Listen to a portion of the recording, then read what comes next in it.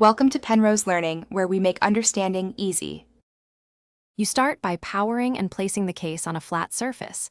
Charge both case and earbuds so battery calibration is reliable.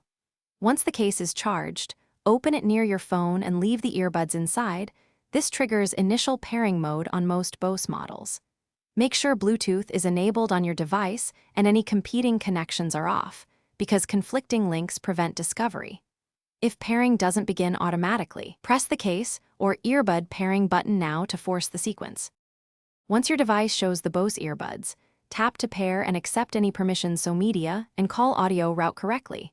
This ensures full functionality. Next, open the Bose app to customize touch or press controls and set noise canceling or transparency preferences.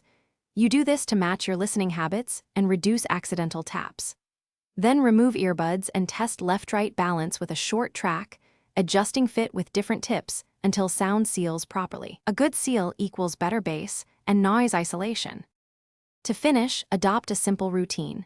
Keep earbuds in the case when not in use so they auto-off and stay charged, and use the app to monitor battery.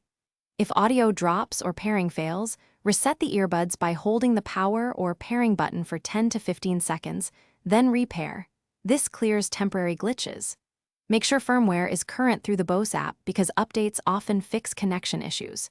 If problems persist, try another device to isolate whether the earbuds or your phone is the cause.